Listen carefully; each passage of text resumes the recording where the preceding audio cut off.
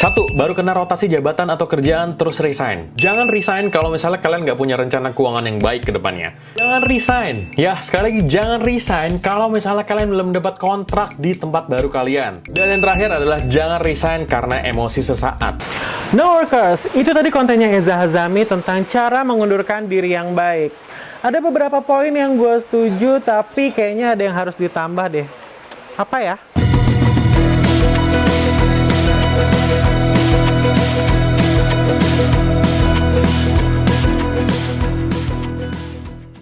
Di konten Eza yang tadi, gue sepakat banget nih saat dia bilang jangan resign saat lo baru kena rotasi pekerjaan.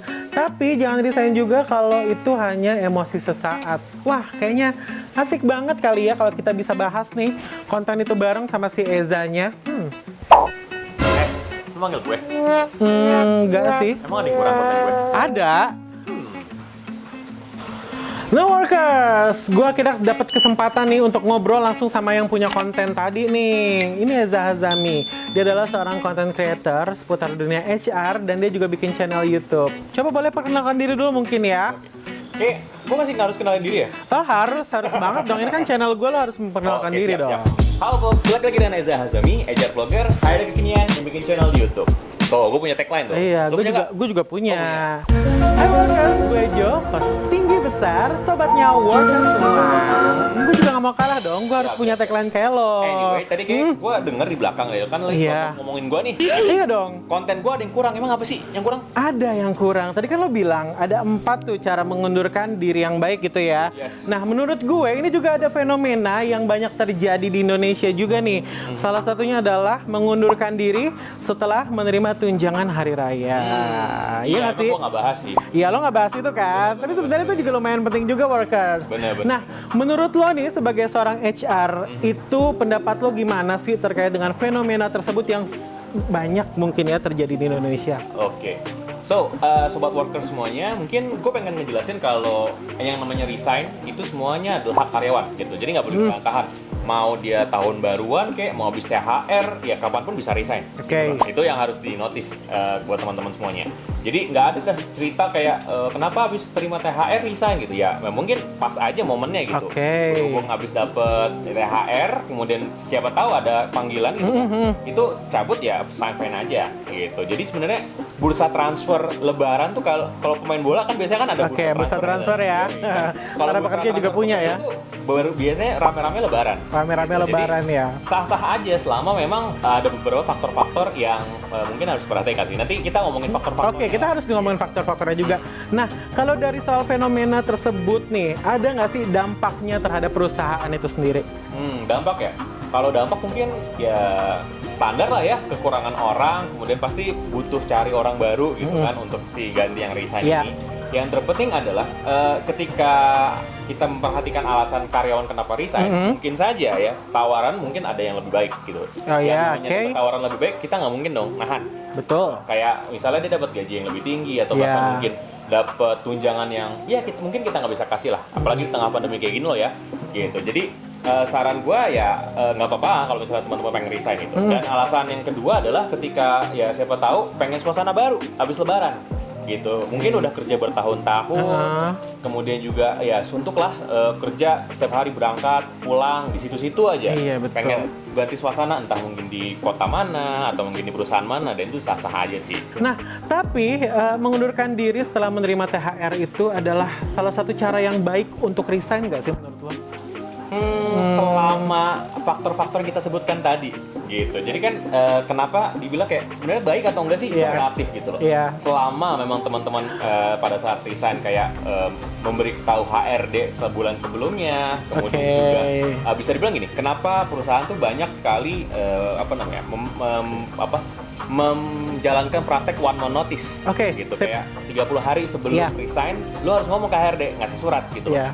Jangan sampai ketika lu pengen resign lu nggak seneng sama kerjaannya, besoknya lu langsung resign, cabut, nggak mungkin. Itu nggak Itu oke lu juga ya. akan dikenakan sanksi lah, atau mungkin ada hukum ketenaga kerjaan yang berlaku lah di perusahaan lo. Bisa juga potong gaji kali betul, ya. Betul. Jadinya ada banyak faktor yang ya dikatakanlah ada mungkin potongan tunjangan atau bahkan nanti hak-hak kalian yang seharusnya dapat itu nggak dapat karena kalian tiba-tiba cabut gitu aja. Iya, itu jadi penting juga one man notice ya. Nah, ngomongin tadi tuh resign 1 bulan sebelum, terkait juga THR nih. Yes. Itu baiknya kalau ada pertanyaan nyeleneh nih, ngasih surat resign sesudah THR atau sebelum THR? Kalau menurut undang-undang ketenagakerjaan ya, Iya. lu Hamin 30 lebaran aja atau ya sebelum hari raya lah ya, Iya. udah dapet. Oh, itu udah dapet ya?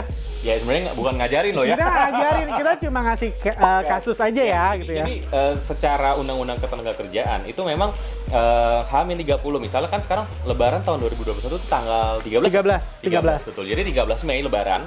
Misalnya ya, teman-teman 13 April itu mengajukan surat resign atau 14-nya lah. Ya. Itu sudah dapat otomatis. Oke.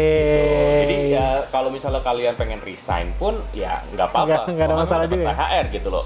Gitu. Jadi menurut gue sih sah-sah aja kalau kayak begitu. Pasti ya itu kembalikan lagi ke konsekuensi kalian. Apakah memang resign di saat habis dapat THR itu merupakan keputusan yang tepat? Karena kan gue sebagai HR ini gue nggak bisa ngejudge tuh. Iya. Apa namanya, ini orang jahat kok abis dapat THR langsung resign, ya nggak bisa juga. Nggak bisa gitu. juga. Kan namanya pilihan hidup orang Iya, beda-beda. betul. Gitu. Kita kan resign, kita yang mau juga ya. Benar. Kan kita pindah kerjaan juga sesuai dengan kita masih nyaman nggak sih kerja di situ. Kalau nggak nyaman, kerja kan penting juga ya, kenyamanan dalam bekerja ya. Kerja tipes. Nah kan, kerja asam lambung. Biasanya yang gitu juga kan ya, asam lambung. Kalau orang agak kayaan tipes tuh. Oh iya. Asam Oh lambung. ini yang agak UMR ke bawah. Bercanda. Workers. Nah, oke Mas Reza, tadi ini kan obrolan kita udah seru banget ya. Gue juga pengen tahu nih, kan kalau misalnya gue resign gitu ya setelah THR atau sebelum THR, itu akan beresiko nggak sih buat gue? Apakah gue nanti akan di blacklist gitu kan sama perusahaan-perusahaan lain? Dan baiknya gimana sih cara gue resign yang tepat dan mengamankan gue gitulah bahasanya? Oke. Ngomongin tentang blacklist, misalnya kalian pengen resign setelah dapat THR, sebenarnya kita lihat dulu kondisinya. Selama kalian kerja itu performance-nya gimana? Oke, Atau performance. mungkin selama kalian kerja, sebelum kalian terakhir resign, kalian lagi pegang project nggak? Oke. Jangan sampai kalian lagi ngerjain sesuatu nih yang bisa dikatakan ini perusahaan lagi ngerjain yang gede-gedean. Gede-gedean gitu ya. Tapi pada saat belum beres, Lo udah resign. itu udah resign gitu. Oke. Apalagi momennya THR gitu. Takutnya nih kan namanya HRD kan biasanya punya link-link nih di setiap perusahaan. Ada Iya, yang betul. Perusahaan A ngomongin ke B ke C Iya. gitu. Biasanya kan temenan lah HRD ke setiap perusahaan gitu. Nah, takutnya pada saat lu melakukan tindakan resign sebelum lu ngelarin projectnya atau bahkan lu nggak bertanggung jawab lah sama kerjaan Oke, lu, iya. itu malah jadi diomongin dan ya siapa tahu malah jadi penghambat rezeki lu. Iya. Gitu. Jadi jangan sampai berharap karena dapat THR nih rezeki dadakan terus malah menghambat rezeki lu ke depannya. Iya, Itu betul. bahaya sih. Tapi selama lu melakukan, nanti gue kasih tipsnya. Tapi kalau misalnya bukan sesuatu yang seperti kayak tindak pencurian, penipuan atau bahkan merugikan perusahaan lah, itu nggak di blacklist. Aman-aman aja Aman-aman ya. gitu. Yang penting gimana track record kerja kita, Betul. menyelesaikan proyek yang sedang kita kerjakan. Betul. Nah, itu tadi lu bilang ada Oh, mau iya. bagi tips-tipsnya apa tuh? Tips-tipsnya. Tadi kan gue udah bilang tuh di pertama, di Iya. awal-awal. Jangan resign kalau tiba-tiba lu langsung besok cabut gitu loh. Oke. Harus 30 hari minimal. Karena ya Oke. 30 hari itu kan pasti ada momen dimana HRD cari pengganti lu juga. Oh, iya, Atau ya betul. ketika ada orang baru masuk, diajarin dong kerjaan lu sekarang ke orang baru. Gitu. Itu kan pasti common lah. Yang kedua adalah lu harus pastiin ketika lu resign itu pegang salinan kontrak di tempat baru. Karena biasanya itu jebakan HRD banget, jebakan Batman lah gitu. Ketika lu udah pengen resign, terus lu nemu perusahaan baru, terus lu yakin nih gitu, pasti diterima. Tapi lu belum tanda tangan kontrak, itu kan belum ada hitam di atas putih. Iya. Lu nggak bisa nuntut apa-apa kalau misalnya tiba-tiba si perusahaan tersebut nggak batalin. Itu ampas sih kalau kata gue ya. Karena Iya. lu dapet THR, tapi abis itu lu nggak kerja. Gitu, itu bahaya teman-teman ya. Dan yang terakhir adalah mungkin ketika kalian pengen resign, pastikan juga punya dana ya minimal 6 bulan. Ya kenapa? Karena kita nggak ada yang tahu nih, apalagi di kondisi pandemi sekarang ya. Iya, Kita nggak ada yang tahu nih. Namanya cari kerja biasanya 1 bulan, 2 bulan. Iya. Lu harus spare tabungan 6 bulan itu lu harus bisa hidup. Misalnya lu gajinya sekarang 5 juta deh teman-teman nih. 5 juta dikali 6 bulan harus punya 30 juta. 30 juta. Sebelum lu resign. Misalnya karena satu dan lain hal lu resign, minimal lu harus punya 30 karena ya kita belum tahu nih kalau misalnya lu belum ada kerjaan baru terus pengen resign, lu mau hidup dari mana? Iya. Jadi lu harus pastikan itu 6 bulan lu aman ke depannya untuk hidup lu ya. Dan ya kebutuhan sehari-hari lah buat teman-teman semuanya. Nah, workers, gimana? Udah jelas banget belum kan obrolan kita ya? Seru nggak nih? Gimana kira-kira? Lu ada ini nggak sih informasi yang tambahan yang atau lo mau rangkum yang kasih ke workers nih yang masih kurang? Ada nggak? Mungkin kalau tambahan atau rangkuman udah gue jelasin tuh di konten YouTube gue, kan kalian bisa cek di sini lah ya. Oh, bisa. Nanti tambahin ya.